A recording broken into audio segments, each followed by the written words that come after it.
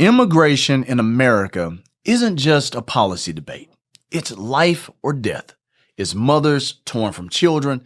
It's dreams deported in handcuffs. It's a system breaking down in real time. And this country is standing at a fork in the road.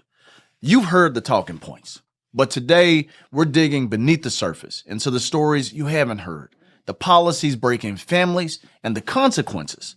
The consequences of a foreign policy that treats human lives like chess pieces. America's border crisis, it is indeed a war on immigrants, a war on families, and a war on dreams, period. In this country, we're barreling down the path of mass detentions, politically weaponized deportations, and a foreign policy that puts human lives on the negotiating table. But behind every statistic is a story and a real person, a life far too often impacted by bad policy. In this episode, we'll break down where things stand now, look at where we've been, and ask, is there a way forward that's both secure and humane? I'm Hendrell Remus, and this is Politics Unfiltered.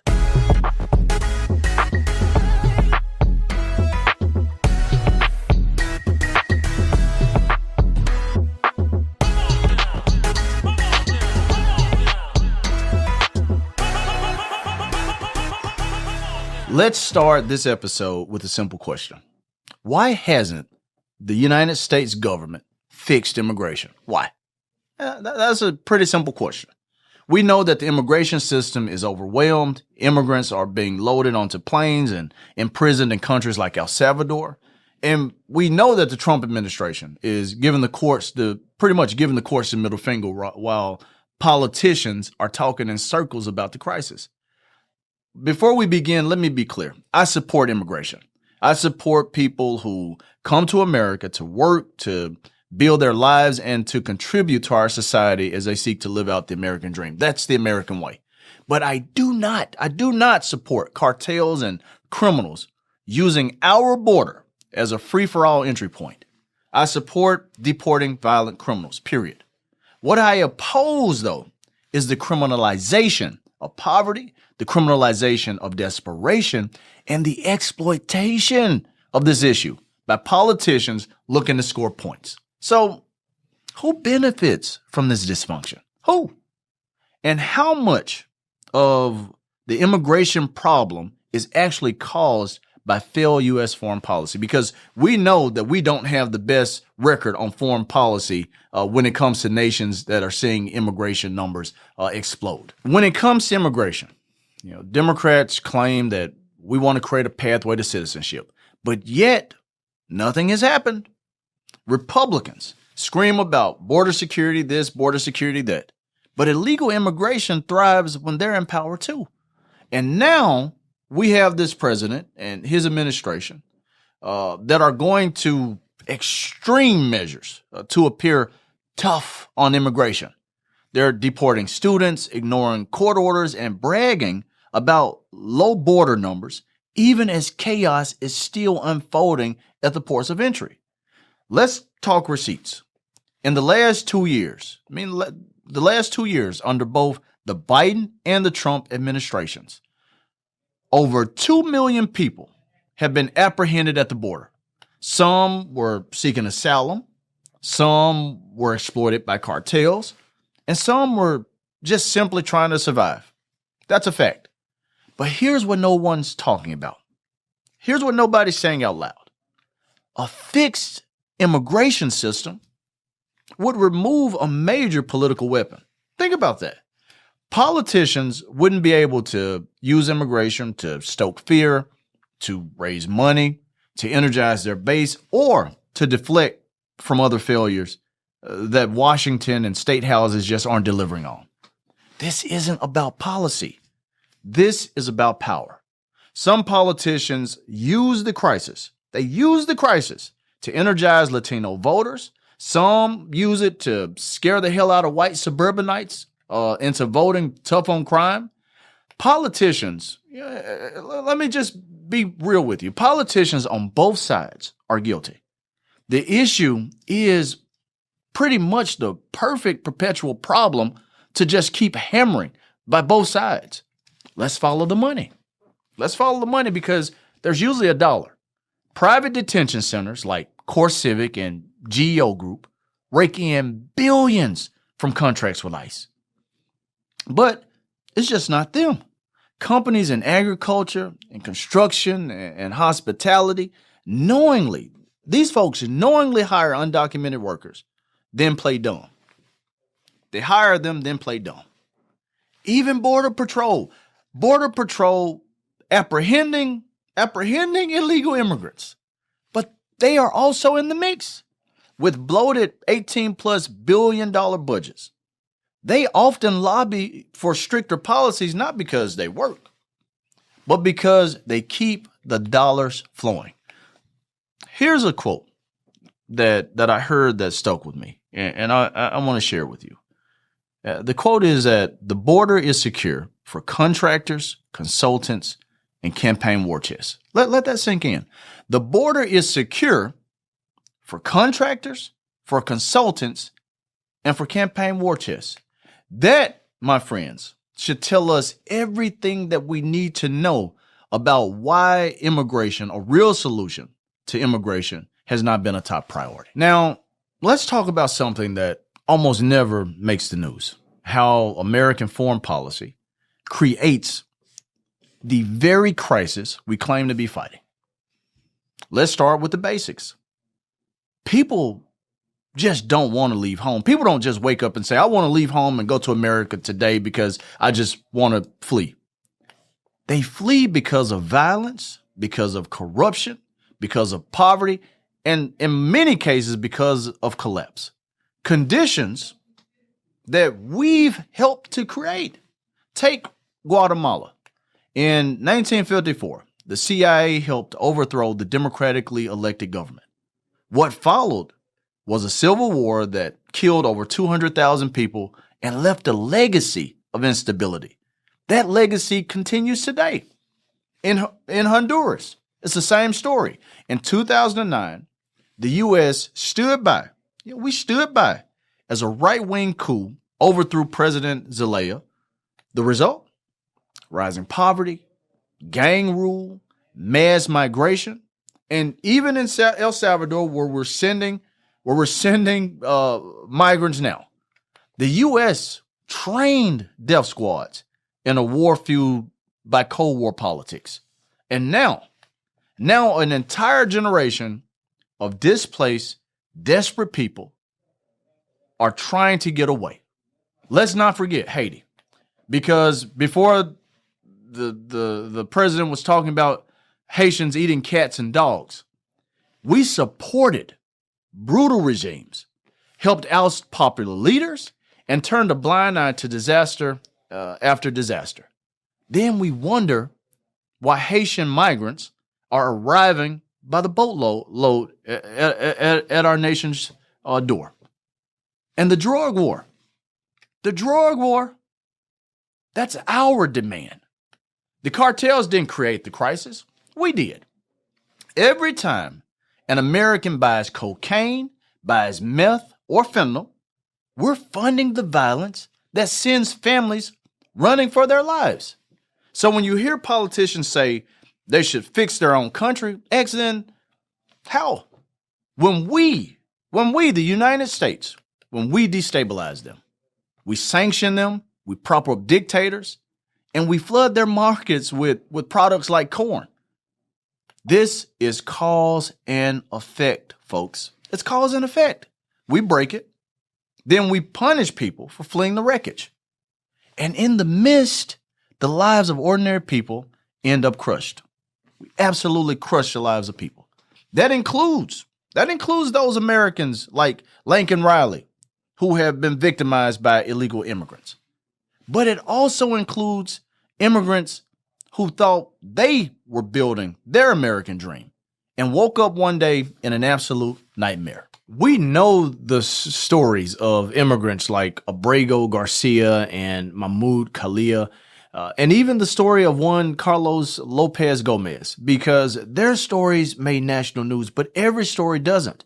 There are thousands and thousands of stories about human beings living in the shadows, trying to avoid the next ICE raid at their school or their church or while they're at work on the job. Stories of people like Hugo Carrasco's, whose parents brought him to the United States at the early age of 10. And they were simply seeking good education and opportunity for their only son. Hugo, he didn't even know about his unauthorized immigrant status until he was in high school trying to get a driver's license. He later married a U.S. citizen and took a job as a server in a restaurant. On his free time, he mentored at-risk youth in his community. But he was arrested while at work during an ICE raid and now faces deportation, faces the possibility of being sent somewhere else. There are stories of sisters like Reina and Anna. After escaping violence in Mexico, they arrived in the United States seeking asylum, which was their right under U.S. and international law. Yet, when they encountered Border Patrol agents, they were imprisoned instead of aided. The women spent weeks locked up in one of the many jails that is part of this massive United States immigration detention system. And let me remind you, neither one spoke English, but while held in detention, both Anna and Reina were told to sign papers in English that they could not even read. They later learned that they had signed documents giving up their right to seek asylum and essentially agreeing to be deported. These stories go on and on and on. I think about the story of a young man, Julian, a green card holder from the Dominican Republic, who was thrilled when an immigration judge ruled that he had a legal right to remain in the United States and that ICE was wrong to try to deport him. After months fighting a deportation order, a judge terminated his case, but ICE refused to release him. And if it weren't for a public-funded lawyer that he had, Julian might actually still be in prison, separated from his family, and suffering in a locked cell for 20 hours a day, or even be loaded onto a plane and sent to a country like El Salvador, where he wasn't even from. That is the harsh reality that so many immigrants are facing in America right now, today. And these stories aren't disappearing. Since Trump returned to the White House in January, mass deportation operations in the United States have ramped up drastically. He signed tons of executive orders targeting immigrants, like the Protecting the American People Against Invasion order and the Protecting the Meaning and Value of American Citizenship order. He's even helped weaponize the Alien Enemies Act. And many of these orders, were drafted by this little weasel, Stephen Miller, the ultra-nationalist behind Trump's border policies, who's now actually propping up this idea that Trump can suspend habeas corpus to evade the courts and wrongly detain and deport anyone who they choose. You can't make this up. Listen to this. Well, the Constitution is clear, and that, of course, is the supreme law of the land, that the privilege of the writ of habeas corpus can be suspended in a time of invasion. So I would say that's an option we're actively looking at. That right there is downright terrifying. And the reason we know that he's not just blowing smoke is because his wild ideas are right now at the forefront. He's made sure that the Department of Homeland Security reactivated the Operation Relentless Force Initiative, which is pretty much an internal directive modeled after Trump's 2020 immigration enforcement plans. He's made sure that ICE has received a 40% budget increase in the 2025 supplemental spending package passed by the Republican-led Congress. He's made sure that ICE has doubled its field operations personnel, and raids are now being conducted in neighborhoods, on jobs, in courthouses, and even inside of schools. Think about that. Children trying to learn and ICE is raiding the school. All of this reminiscent of the post-9/11 enforcement era. And because of this, the Department of Homeland Security estimates that over 300,000 individuals have been deported in just the first 5 months of the Trump administration. I mean, that number has ballooned. It's a 65% increase from the exact same time last year. And that number is about to explode even more because the Supreme Court has stuck its nose to save the executive branch again, ending the legal protections that was granted to over 500,000 immigrants. Here they go again. And on top of that, ICE agents are running around the country, masked up, carrying out military-style raids. We've seen videos like this one. Gaping holes left in this Denver apartment door after it was broken by ICE agents the morning of a February immigration raid. Behind it was 9-year-old Nicole. She said, "We were getting ready in the room to go to school, and then ICE knocked down the door, and we were really afraid. We started to cry." She said her mother, Maria, was taken into the hallway by agents in tactical gear. Maria, along with other adults in their apartment complex, were placed in plastic handcuffs and taken away, leaving behind Nicole and her 11-month-old sister hiding. Footage from cities like Los Angeles and Houston, Chicago, Nashville, showing agents in tactical gear, using battering rams and drones to enter residential buildings suspected of harboring undocumented immigrants. And specifically in states and cities with Republican leaders. Some operations are coordinated with local police or even the National Guard in these states where governors have signed state-level agreements with ICE. And while they're offering immigrants $1,000 to self-deport, think about that. People are struggling in this country, and we're offering immigrants $1,000 to self-deport. These raids have triggered widespread fear, with community organizations reporting increased school absences and plummeting attendance at clinics and churches all across the country. In cities like Nashville and Chicago, their mayors have been swift to respond, sending a clear message that ICE agents seeking to harm communities won't be tolerated. And we need more of that across the nation, because we need a political system that comes up with a decent way that is both secure and humane to deal with immigration in this country. And here's something that we need to be mindful of. While asylum applications are being denied at record levels, while immigrants are being flown to third world countries like El Salvador under new international, safe country agreements, even when they have no ties to those countries, while Republican state governors in places like Texas and Florida are deputizing National Guard troops to detain migrants, it is clear that deportation has now become a national scale operation, moving far beyond just border enforcement and directly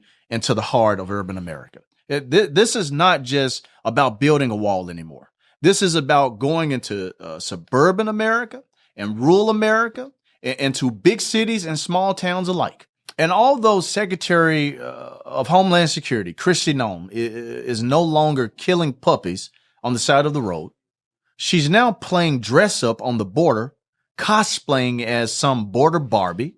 It's so disturbing that it's even made Republicans feel uneasy.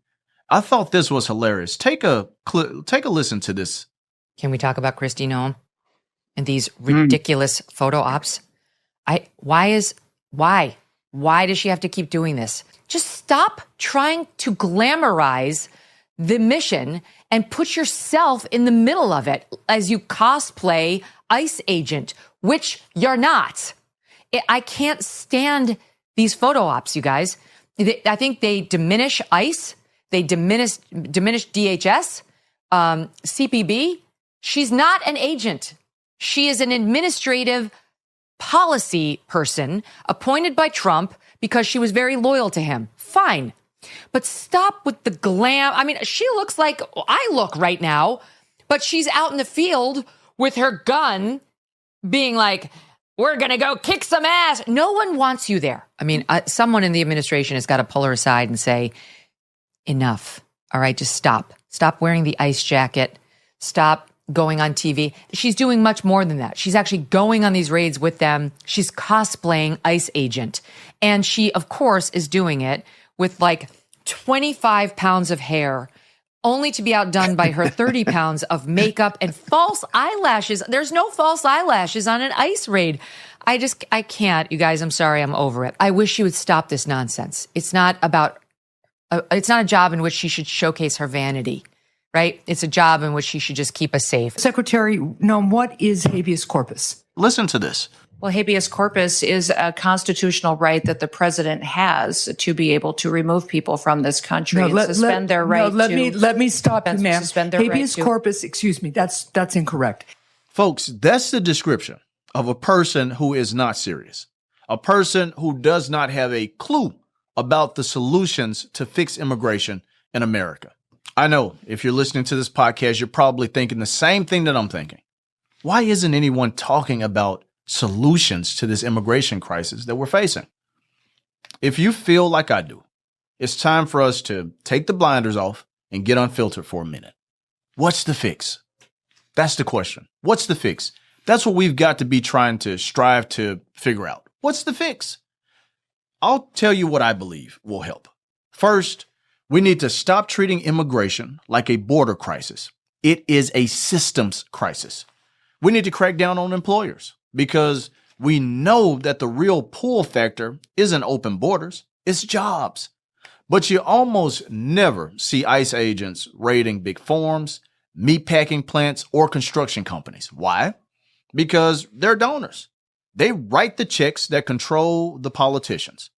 Then we need to be trying to expand legal immigration. Want fewer illegal crossings? Give people a legal path. Immigration backlogs in this country are insane. Some families wait 20 plus years to be reunited. That's not enforcement. It's cruelty by bureaucracy.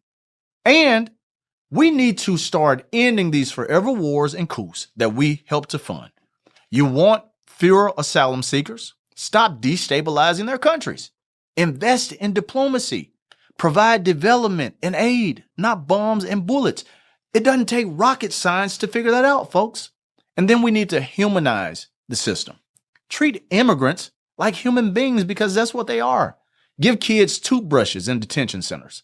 Allow asylum hearings to proceed without months of delays. Honor international law. And we must reform the asylum process. Even the Biden asylum rules were confusing and punitive. Immigrants had to prove they applied for asylum in every country that they passed through. Think about that. You got to apply for asylum in every country that you pass through. That creates a legal maze that no poor person can navigate. And Trump doesn't even have a policy. Asylum is an afterthought to his administration. It's like the border doesn't even exist for asylum seekers. We must simplify, not obstruct the asylum process. That's how we create a better system that creates a pathway for people to be able to achieve the American dream the right way. But here's a hard truth. The United States seems to like having undocumented workers. It keeps wages low. It props up industries. It gives politicians a perfect scapegoat. I mean, let's be honest. It gives them a perfect scapegoat. So the next time you hear a politician talk about the border, talk about the crisis, talk about illegal immigration, ask yourself, do they actually want to fix it? Or do they just want to keep you angry while the players who really profit achieve everything that they can get from immigration? Let's call this what it is. Immigration is a political chess piece. Remember the photo op at the border wall? Remember politicians yelling into the megaphones while migrants slept in cages? It's not about solving anything. It's about spectacle. It's about political theater. And who loses? Who loses in all of this? The undocumented student, the migrant mother, the desperate father, the American worker whose wages are undercut, the taxpayer funding detention contracts and barbed wire theatrics. This isn't justice. This is a racket. And here's the scary part. This isn't the first time we've done this. In 1954, under President Eisenhower, the U.S. launched what it called the Operation Wetback. Over 1 million Mexicans were deported into a brutal roundup by Border Patrol and, in some places, local police. Many of them were legal citizens. Some were actually U.S. residents. And I'm not just talking about small-scale operations. In some instances, entire neighborhoods were emptied out in these raids. People were taken from restaurants, from parks, from farms, and they were shipped to Mexico with nothing more than the clothes on their backs. Some people actually died from heat exposure on the journey back south. What did we do? What did Americans do? We erased it from textbooks. That's how we responded. But the very blueprint that they used, that blueprint lives on in today's policy. Mass raids, no hearings, no time to say goodbye. Listen, folks, history doesn't just repeat itself. Sometimes it returns with a vengeance, And that's what we're dealing with right now. As Americans, we love to talk about how we are a nation of immigrants. But right now, we seem to be a nation of fear, a nation of raids, a nation of silence. We don't have to agree on every policy, but we should agree that ripping people from their homes, from their jobs, and especially from their families, that's not leadership. That's not American. It's cruelty. So where do you stand? Where do you stand? When it comes to immigration, where do you actually stand? If you're listening to this podcast, I want you to ask yourself, where do I stand on immigration? Because on immigration, we need to stop seeing this through party-colored glasses. This isn't left versus right. This is top versus bottom. The wealthy exploit this issue for votes, for money, and ultimately for control. Meanwhile, everyday people on both sides of the border are paying the price. I want to hear from you. Drop your thoughts in the comments. Hit me up on social media at Hendrell Remus, and let's keep this conversation unfiltered. Make sure you subscribe and share this episode with someone who needs to hear it, and stay tuned.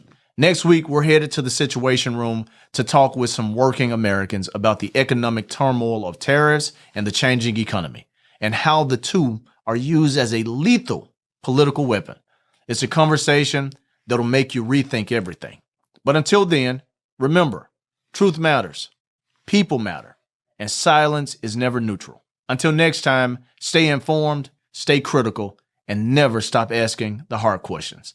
This is Politics Unfiltered. I'm out.